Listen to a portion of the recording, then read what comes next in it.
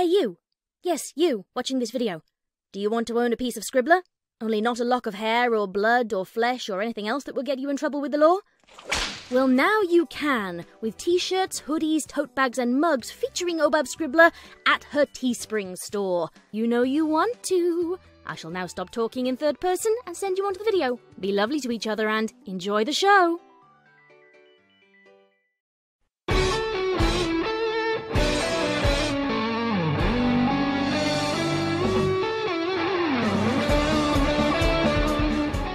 Ponytails.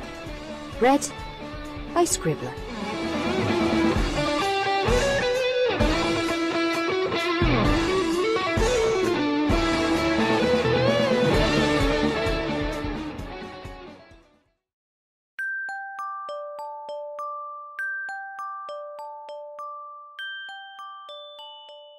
Good morning, my little Twilight. I hope you slept well. I know I did whenever I get to wake up next to you. Celestia sat up in her grand bed, her forelegs stretched wide, while she smiled at her beautiful, if weakened, partner. Twilight remained still, as her glassy gaze stared at her own navel, only to be propped up by Celestia. The faint glow on Celestia's horn thrummed with magic as she began her day. The dark storm clouds outside of her tower made her frown, if only for a little bit. If the weather did not cooperate with her, that was no matter.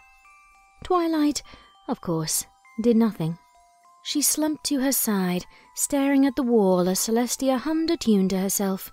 She turned to Twilight and asked, "What would you like for breakfast, my love? We have..." Celestia rummaged through her small pantry. She lifted empty containers that once held various foodstuffs. "Oh, silly me. I've just been having such a lovely time with you. I've completely forgotten to send for food. I know, let's have a garden brunch. Doesn't that sound lovely, Twilight? We can read in the comfort of the... clouds. Yes, the clouds.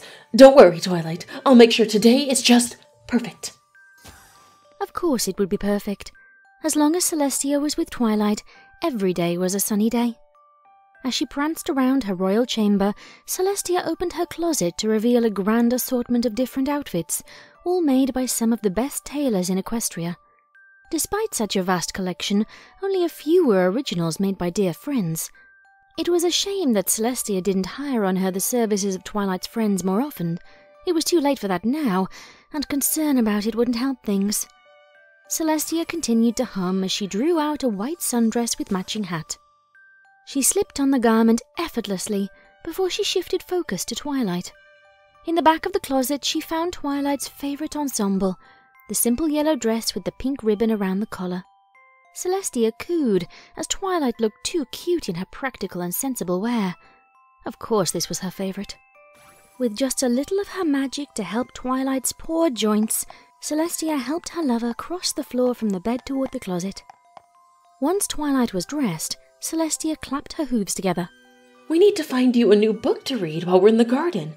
I'm sure we'll find something you haven't read before in the library. It will be difficult, though. You are such an avid reader." Celestia's horn glowed bright at this time, lifting Twilight off the ground and onto her back. "We'll go down together, Twilight. I'll carry you, as always."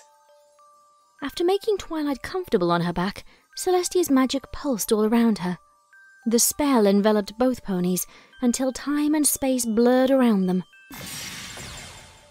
As quickly as the teleportation spell was cast, did it fade, the reality of Twilight's library within the tower revealed into clear view. Celestia walked with soft steps so she wouldn't disturb Twilight, and made her way to the center of the library. While bigger than Twilight's old library treehouse in Ponyville, it was a far cry from the Royal Librarium in Canterlot. Then again, everything about Celestia's tower in the middle of the Everfree Forest was a shadow of the majesty of Canterlot. The food was hoof-grown in the garden, rather than imported from across Equestria and prepared by expert chefs who begged to serve the princess. The only music Celestia and Twilight enjoyed was what records Celestia could bring in the midst of her exodus, as well as an old phonograph. Soon enough the phonograph would break, and getting parts here would be difficult. She would have to send missives to Canterlot, to Luna. The memory of Celestia's sister twisted her face with anger, but she calmed down in a rather quick manner. Twilight did not like to see Celestia upset for any reason, and Celestia never wanted to make the love of her immortal life worry. No, she would not think of her sister, nor any pony else for that matter. They chose this place in the Everfree to be with each other. They needed no pony else. Now then, Celestia smiled at Twilight. Let's find you a new book. You've gone through more than half of the library already, but I know there is a book that you haven't read yet. Now, let's take a look. Celestia began to browse the shelves of novels, anthologies, and tomes of magical knowledge. She tried to find one of the very few books she knew Twilight had not read yet. Twilight devoured every book she put her nose into, and Celestia always loved her thirst for knowledge. Yet finding something new now proved a challenge. Perhaps in the back? Celestia walked to the back of the library, where old dusty tomes waited to be cracked open, their contents to be consumed by a learned mind, just perfect for a pony like Twilight. With a bright smile, Celestia began to rifle through the bookshelves, before spotting a very large book with a grey pony on the cover. The book, ancient even by Celestia's lifetime, sat at rest, covered in dull runes that she could only barely understand. From clay to shale to flesh, building blocks to golem and equinculus construction. As Celestia read the title, an idea sparked in her mind. Perhaps, with careful study and preparation... This is what we've been looking for, she exclaimed. This will help you, Twilight. I just know it. Oh, once we have this book memorized cover to cover, we'll find you a better body, a perfect body. You'll be restored, and we'll be happy forever. Isn't this just wonderful? Twilight, of course, said nothing. With a cheery tune on her lips, Celestia trotted across the library floor and back to the steps of her tower, ancient golem instruction manual in tow. The possibilities in the book sparked Celestia's hopes anew, ever since she tried to cast that immortality spell. Oh, there she went again. Why did she think about old baggage that she knew upset her? Her thoughts should be focused on Twilight, the love of her life, and on doing everything she could to deliver her to happiness. Without another word, Celestia's horn began to blaze with faint magic, and with another loud pop, both she and Twilight now stood in the small vegetable garden which Celestia maintained. With both precision and a gentle magical touch, Celestia laid Twilight on her favourite cushion. She propped the tome into a reading stand and opened the book to the first page. Celestia helped Twilight position herself into proper posture, careful not to disturb her poor, weakened joints. Those poor joints hurt her so much that she could barely open her jaws to speak anymore. Celestia began to work on her garden, lifting various water pots and trowels for her work. Carrots, celery stalks, and heads of lettuce were ready to harvest, thanks to the fertile ground of the Everfree and some unicorn magic. The harmonious air of the garden helped Celestia forget the troubles of the world. With Twilight at her side reading, Celestia took the time to breathe in the smell of the soil. She enjoyed the simple life, when compared to the busy work that was being a sovereign. There were no courtiers pining for favour, no citizens asking for some magical spell or another to help them, no dignitaries from foreign lands to deal with. Just Twilight and Celestia and cabbages. With another flick of her magic, Celestia manipulated the water pump of her tower and filled a large bucket to clean the vegetables with. She levitated several vegetables into the water, washing the dirt off while humming to herself. As she worked, a brisk wind blew in from the west, enough to send her sun hat flying off her head. Oh! Celestia grumbled in frustration and reached out with her magic to snatch her hat from the wind. She shook her head, then gazed in the direction of the breeze. Whether it was natural, or perhaps a dragon kicking up a storm, it did not matter. So long as they did not disturb Twilight, Celestia would not let a little gust disturb her perfect life. With a basket full of clean vegetables, Celestia brought her bounty to Twilight to look at. I brought all your favorites, my love. She placed several vegetables on a plate. Not all your favorites, I know. It's hard to get the apples you used to love. They simply don't grow them anymore. I'm sorry, but you really need to eat. Come, we can read together as we enjoy our lunch. Twilight, of course, did not eat a single leaf. It took so much to tempt her to eat these days.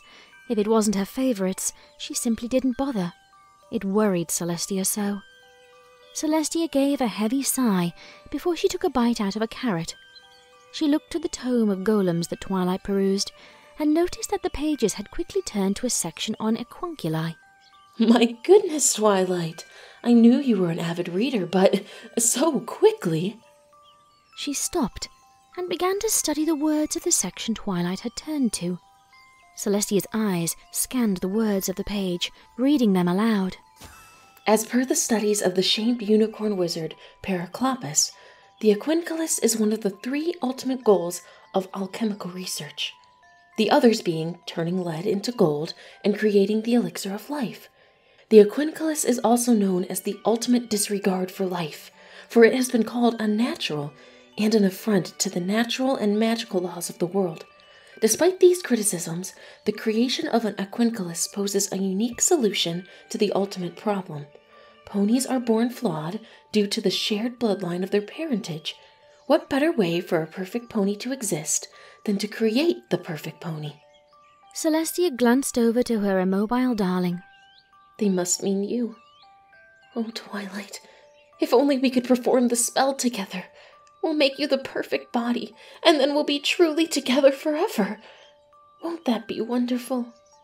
Celestia levitated Twilight onto her back and was about to lift the tome when a rumble shook the very leaves of the Everfree off their branches. Celestia! Celestia's eyes shrank to pinpricks. The royal Canterlot voice tore through the forest as the roar of thunder shook the skies. The voice came from a pony she had dared never to expect to enter her home, her haven, her sanctuary. A cold sweat dripped down her face, and before she knew it, her horn was already aglow with arcane might. Another pop, and both Celestia and Twilight were back in their private chambers. Celestia breathed a sigh of relief. There was no way she was going to get in here. Celestia cast the most powerful wards she knew to make, sure only she and Twilight could enter or leave the tower. Twilight helped with the wards as well. When the most gifted unicorn in 1,000 years lent her power to cast protective barriers, there was no possible way any pony or anything could breach them. Twilight, of course, did not show any fear. She wanted to support Celestia, and Celestia accepted it gratefully. She'll go away soon, Celestia muttered, holding Twilight against her. I know she will. She won't get past the wards, because you and I made them, and our love will be our shield. The doors to the chamber flew open, a gale of frigid winds sweeping through the now defiled private chambers. Celestia refused to look in the direction of the gusts, and closed her eyes tight. She squeezed Twilight ever closer to her chest. The heavy sounds of hooves on wood echoed along with Celestia's despair. To her great surprise, another set of hooves joined the first, much gentler than those that belonged to her. She looked up only when the hoofballs stopped, straight into the dreaded gaze of her sister, Luna. What are you doing here? I saw you months ago, when you brought books and food for Twilight. I told you in no unclear terms that I didn't want to see you again. Sister, this charade has gone on long enough. Luna's words were always so harsh, so callous. No wonder she became Nightmare Moon so easily all those centuries ago. She did not understand what love or even friendship truly was. Twilight had tried to show her, and for a while the lesson sank in. When the time came for Luna to repay that kindness, however, what had happened? She sat by and did nothing. Celestia would have to take drastic measures to keep Twilight's long-sought peace. There are no games being played here, dear sister. Celestia pulled herself closer to the shadows. Twilight and I are perfectly happy together. She may not be able to show it, but it's true. Now be a good little sister and go back to Canterlot. It's been decades. Luna's eyes flashed with frustration, only for her to pause and breathe deep before continuing. I have been patient, hoping for the day when grief no longer has its iron grip around your heart. But still it has not come. My patience is at an end. Equestria needs both princesses. I need my sister. And I need the love of my life. Celestia's shout shook the chamber. Aunt Celestia. Celestia's throat constricted as she heard her niece speak. Please, please listen to Aunt Luna. Please. Cadence stepped past Luna and knelt on the cold floor as Celestia huddled away from the pair. It's been far too long since you secluded yourself. I know the pain you were going through when Shining left me. I really do. Do you? Do you? Celestia stood to her full height, which would have been impressive if she'd noticed just how much taller Luna and Cadence seemed to be. When did that happen? No matter. You think you know what I've been through? You're still a fool compared to me. You both are. Neither of you know what it means to go years, decades, centuries without love. Only to finally find it. And when you have that moment of happiness, you cherish it above all others. You hold on to it and hope beyond all hope that it never ends. But it does end. So cruel is life that it takes the only pony you've ever loved, ever truly been in love with, and dashes all hopes and dreams against the rocks. She was scared, so scared of the dark. So I gave her light. I give light to all of my little ponies. I cast the spell to keep her alive. Look at her. She still has the same youthful leap to her step. She still hungers for knowledge, like when she was a filly. Why do you deny me this, Luna? Why do you deny me this happiness? Look at her, Celestia. Luna's voice rang with hidden steel, which would brook no further arguments. Look at her, and tell me why you would seek out forbidden magics, such as Econculi. Tell me to my face that she still lives. Luna. Tell me! Celestia sobbed wildly, unable to look at Twilight. Luna and Cadence continued to stare at her until she felt forced to look at her beloved. Twilight remained as Celestia had left her, beautiful and radiant even in slumber, unconscious out of fright caused by Luna. Tell them. Tell yourself. Celestia shook her head and took a deep breath. Twilight remained as she left her, a stuffed carcass, kept somewhat fresh by twisted embalming materials and even more perverse magics. Her eyes were little more than painted glass. Stitch marks lined the limbs where the flesh had grown weak. Twilight's smile never faltered, as it was permanent and forever held by thread and wax. Twilight, of course, did not live. Celestia broke as her reality crashed around her. She collapsed against her sister's loving embrace while tears streamed down her face. She was the perpetrator to the mockery of Twilight's memory, and she was the one who had desecrated the corpse. Twilight should have been buried in a place of honor, not held like a stuffed foal's toy. But then, that is what Celestia had been. A foal who feared the pain of death. There. Let it all out. Luna held her sister close. We'll go back to Canterlot together. I still love you, Celestia. We are still family. I want to help you, but only if you'll let me. Take me out of this place, Celestia whispered, her knees feeling weak. I don't want to be here anymore. I don't want to remember Twilight like this. Of course. Luna looked up to Cadence and the body of Twilight. Cadence, I know how you were close to Twilight, but I have to take care of Aunt Celestia. Don't worry. I'll treat Twilight well. Go on ahead of me.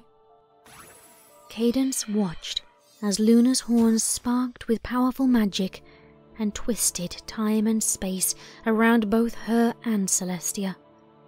With a flash of brilliant light, both were gone. Cadence took a deep breath before looking over at Twilight's body. Sunshine, sunshine. Ladybug's awake. She choked on the little song she and Twilight had played when they were younger, before levitating a large sheet over the body. For a moment, Cadence thought she saw something in the glass eye of Twilight. Perhaps it was just the moisture from the oncoming storm, but she could have sworn she saw a single tear.